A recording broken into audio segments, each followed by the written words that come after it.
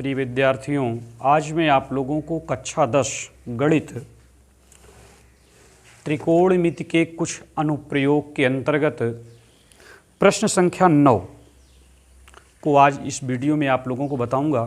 देखिए प्रश्न संख्या 9 में क्या कह रहा है कि एक मीनार के पाद बिंदु से, माने त्रिकोणमिति के कुछ अनुप्रयोग से संबंधित मैं लगभग 8 प्रश्न आप लोगों को बता दिया हूँ। आज मैं आपको 9वां प्रश्न बताने चल रहा हूँ। हर प्रश्न हम बता रहे हैं। तो हमने बताया कि त्रिकोणमिति के कुछ अनुप्रयोग से जो संबंधित प्रश्न हैं उन्हें हम ऊंचाई दूरी के नाम से भी जानते हैं।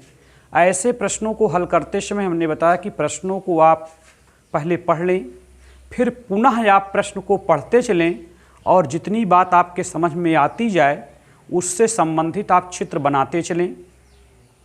जब चित्र आप बना लेंगे तो आपका प्रश्न हल हो जाएगा, इसमें कोई दो राय नहीं है। तो कुल मिलाकर इन प्रश्नों को हल करने में चित्र बनाने की सबसे बड़ी बारीकता है और जो चित्र बना लेगा वही प्रश्न को हल कर पाएगा। तो आइए एक बार हम प्रश्न पूरा पहले पढ़ लेते हैं, फिर दोबारा पढ़ेंगे और चित्र बनाएंगे, फिर उसका हिंदी रूपांतरण करेंगे, फिर हम प्रश्न को हल करेंगे। तो कह रहा कि एक मीनार के पाद बिंदु से एक भवन के शिखर का उन्नयन कोण 30 अंश है और भवन के पाद बिंदु से मीनार के शिखर का उन्नयन कोण 60 अंश है। यदि मीनार 50 मीटर ऊंची हो तो भवन की ऊंचाई ज्ञात कीजिए। तो देखिए हमने प्रश्न को पढ़ लिया। प्रश्न को पढ़ने पर यह राज सामने आया कि इस प्रश्न में दो बातें हैं, एक मीनार है और एक भवन है। तो हमें दो चीज़ें इस प्रश्न में निर्माण करनी हैं, एक मीनार मानना है और एक भवन मानना है। तो इस प्रश्न को पहले हम पुनः पढ़ेंगे और जितना पढ़ेंगे बात समझ में आती जाएगी तो उतना हम चित्र बनाते चलेंगे। तो जैसे कह रहा है कि एक मीनार के, बस इसी पर गाड़ी रोक देना है, एक मीनार के। तो अर्थात इतना पढ़ने से ये बात समझ में आ गई कि अर्थात प्रश्न को हल करते समय सबसे पहले हमें एक मीनार बना लेनी चाहिए। तो देख लीजिए, मान लीजिए कि ये जो रेखा हमने खींच दिया, ड्रा कर दिया, इस रेखा को हम यह मान लेते हैं कि ये एक मीनार का रूप है। इसका नाम हम AC रख देते हैं। बोलो क्या रख देते हैं? AC। हम इस मीनार का नाम कितना रख देते हैं? AC।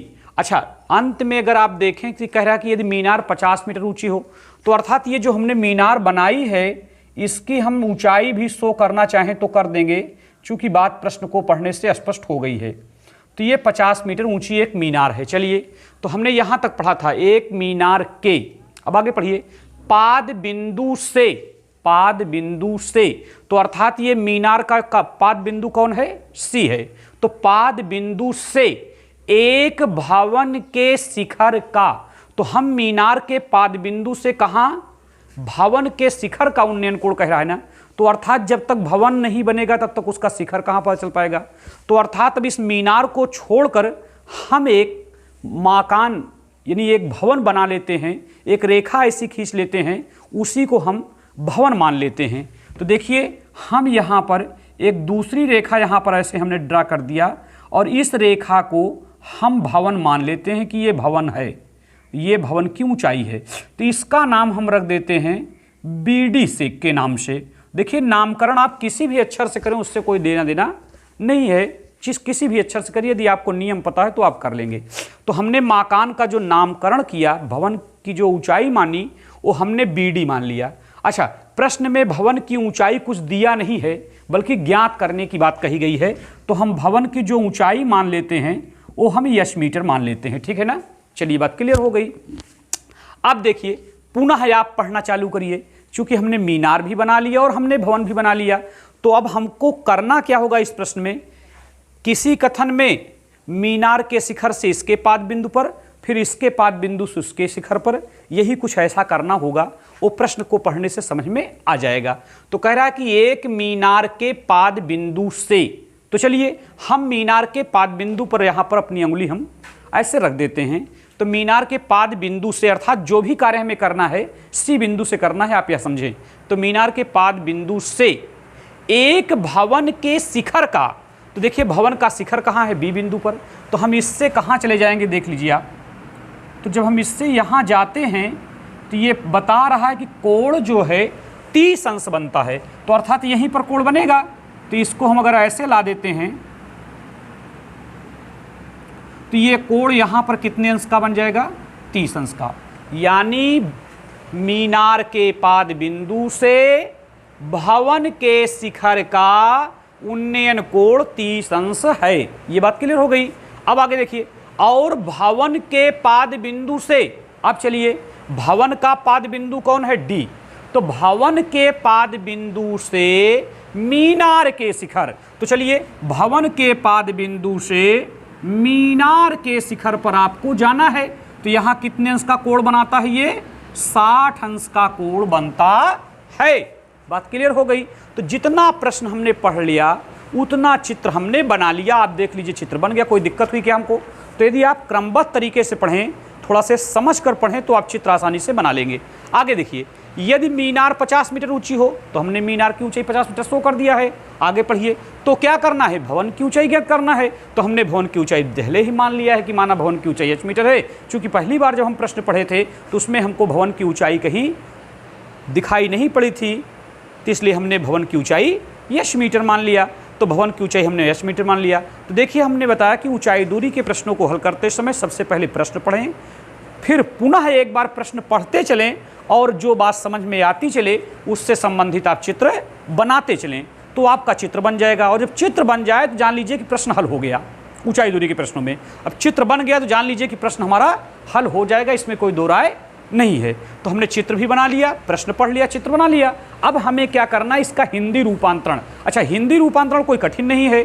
जो हमने चित्र में जिस रेखा को जो माना है वही हिंदी में हमें अपने शब्दों में आपको लिखना है, यही जानिए आप। तो हमने देखिए सबसे पहले AC को एक मीनार माना है, तो हिंदी रूपांतरण हम लिखेंगे कि माना AC एक मीनार है जो कि 50 मीटर ऊंची है। ये बात क्लियर हो गई, इतना पहले मैंने कर दिया है। फिर दोबारा हमने BD को भवन मान लिया है, तो हम लिखते हैं यहाँ पर, तथा BD एक भवन है जिसकी ऊंचाई माना h मीटर है। ये बात क्लियर हो गई, ठीक है ना, ये दो बात क्लियर हो गई। अब हम यह मान लेते हैं कि माना मीनार के पाद बिंदु से, मीनार के पाद बिंदु से, पाद बिंदु C, मीनार का पाद बिंदु कौन है, C, मीनार के पाद बिंदु C से भवन के पाद बिंदु, भवन के पाद बिंदु D के बीच की दूरी x मीटर है। ऐसा हम मान लेते हैं, चूंकि प्रश्न में दिया नहीं है इसलिए हमें x मीटर मानना पड़ेगा। तो हमने x मीटर मान लिया। ये इतनी बात क्लियर हो गई ना। तो हमने देखिए प्रश्न पढ़ लिया, चित्र बना लिया, हिंदी रूपांतरण लिख लिया, जो ज्ञात करना था उसको मैंने लिख लिया। अब हमने बताया था कि अगर दो कोण बने होंगे तो दो समीकरण बनकर प्रश्न का आंसर आ जाएगा। एक ही कोण बने होंगे तो एक समीकरण बनकर। तब जाने कि एक कोण कैसे बनता है और दो कोण। एक कोण का मतलब देखिए यहाँ पर 30 अंश और 60 अंश दो की चर्चा किया है ना, तो आप जाने कि दो समीकरण बनकर प्रश्न का आंसर आएगा। और एक ही अभी 60 अंश अकेले होता है, 30 अंश अकेले होता, तो एक समीकरण बनने से आपका आंसर आ जाता। तो आइए यहाँ पर पहले चूंकि 30 अंश का कोण बना हुआ है तो हम पहले 30 अंश वाले से काम करेंगे, फिर 60 अंश वाले से काम करेंगे और अंत में मेरा आंसर आ जाएगा। तो आइए हम पहले देखेंगे 30 अंश। तो 30 अंश वाले के लिए हम यह देखते हैं कि समकोण त्रिभुज BDC, यहीं पर देखो आप समकोण भी बना है यहाँ D पर। तो अगर हम त्रिभुज BDC को लें तो त्रिभुज BDC में यहाँ समकोण बना है और इस समकोण के अंदर एक कोण 30 अंश का यहाँ C बिंदु पर बना हुआ है। तो इसी से हम काम कर लेंगे। तो हम यहाँ लिखेंगे कि समकोण त्रिभुज समकोण त्रिभुज बी डी सी में कोण बी, अब सी पर चूंकि 30 अंश बना, इसको बीच में रखना पड़ेगा और यहाँ हम डी पर आ जाएंगे तो बराबर 30 अंश से। तो हम लिखेंगे समकोण त्रिभुज बी डी सी में कोण बी सी डी बराबर 30 अंश से। तो अगर हम देखें तो 30 अंश के सम्मुख जो भुजा पड़ रही है वो बी डी पड़ रही है, तो बी डी क्या हो जाएगी, लंब। तो बी डी लंब है और इसका आधार क्या बनेगा, डी सी। तो डी सी हम आधार के रूप में लिख देते हैं। तो लंब बटा आधार आप लोग जान रहे हैं किसका सूत्र बन रहा है, पहले ही बताया जा चुका है। लंब बटा आधार tan का सूत्र बनता है, तो हम tan कितना लिख देंगे, 30 अंश। क्योंकि हमने काम 30 अंश से किया है तो हम tan के साथ 30 अंश लगा देंगे। अब देखिए BD को हमने h मीटर माना है और DC को हमने x मीटर माना है, बराबर tan 30 का मान आप लोग जानते हैं कि 1/√3 होता है। तो इस प्रकार से अगर हम इसको चाहें त्रियक गुणा कर दें तो h बराबर हो जाएगा, ऐसा कर लीजिए, √3 का गुणा h में कर दीजिए तो √3 × h बराबर यक्ष कन्नम यक्ष। ये वैल्यू ऐसे आप समीकरण 1 के रूप में रहने दीजिए। अब चलिए हम दूसरा कार्य करते हैं 60 अंश। तो 60 अंश के लिए देखिए यहाँ पर जहाँ 30 बना यहीं पर ऐसे इसके लिए 90 ही बन जाएगा। तो आप यह जाने कि समकोण त्रिभुज ACD में, ऐसा लिखेंगे ACD में कोण A के बाद D पर 60 है और C, तो ADC बराबर 60 अंश से। ऐसा हम कर देते हैं। तो पुनः लिखते हैं हम कि पुनः समकोण त्रिभुज ACD में कोण हम क्या लिखेंगे, A फिर D पर 60 है तो AD और कितना C बराबर 60 अंश से। अब चलिए जब 60 अंश से हम कार्य करेंगे तो 60 अंश के जो सम्मुख भुजा पड़ रही वो क्या पड़ रही, AC। तो AC तो लंब का कार्य करेगी और आधार इसके साथ हम क्या दे देंगे, DC। तो DC आधार, तो लंब बटा आधार किसका सूत्र होता है, tan का। तो हम यहाँ लिख सकते हैं tan 60 अंश। अब आप देखिए AC माने 50 मीटर, 50 मीटर, और अपान DC मतलब यक्स बराबर कितना, tan 60 की वैल्यू हो 1/3 होती है तो बटे में हम 1 मान लेते हैं। त्रियक गुणा अगर हम इसका कर लें तो यक्स √3 बराबर ये 50 आ जाएगा। तो अगर हम यक्स बराबर चाहें तो यक्स बराबर हो जाएगा, देखिए फिर से गुणा कर लें, यक्स का गुणा √3 में करेंगे यक्स √3 हो जाएगा, फिर 50 करना 50, तो यक्स बराबर 50 और ये बटे में √3।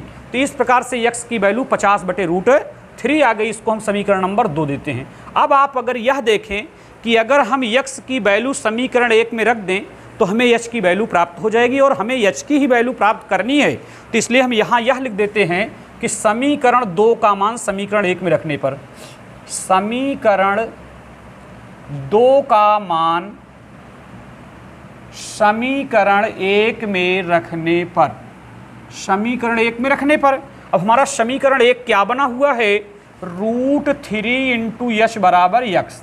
तो √3 × h बराबर जो यक्स की वैल्यू आई है वो 50/√3 आई है, देख रहे हैं आप। तो हमको तो यच बराबर चाहिए, तो 50 के बटे में √3 है, ये रूट यच के गुणे में यहाँ आकर बटे में हो जाएगा, √3 गुणे के रूप में आ, तो यच बराबर 50 बटे, अब आप जानते हैं कि √3 का √3 से गुणा क्या होगा, तो आप जानते हैं केवल 3 होगा। तो यच बराबर, अब अगर हम 3 से 50 में भाग देंगे तो ये 16 × 48, अर्थात ये 16 बार जाएगा तो 48 आ जाएगा, 2 शेष बचेगा। तो जो 2 शेष बचेगा वो ऊपर लिखा जाएगा और जो 3 से भाग दिए हैं वो नीचे लिखा जाएगा और मीटर हम लिख देंगे, चूंकि मापे मीटर में है। तो इस प्रकार से यच बराबर 16 सही 2/3 मीटर। तो ये हमारे जो भवन की ऊंचाई आ गई वो 16 सही 2/3 मीटर हो गई। तो हम यहाँ लिख सकते हैं कि अतः भवन की ऊंचाई, अतः भवन की ऊंचाई बराबर हम क्या लिखेंगे, 16 सही 2/3 मीटर। तो इस प्रकार से हमारे भवन की ऊंचाई 16 सही 2/3 मीटर हमें प्राप्त हो गई। तो इस प्रकार हमने आप लोगों को आज प्रश्न संख्या 9 बताया। देखिए हम थोड़ा से आज थोड़ा आप लोगों को मैं प्रतिदिन बताने के पक्ष में हूँ। अगर जितना प्रतिदिन बताया जा रहा है उतना अगर आप ग्रहण करते चलें तो आप समझें कि आप नियत समय पर आप अपने कोर्स पर कब्जा कर लेंगे। तो आज के वीडियो में बस इतना ही, आगे फिर कल।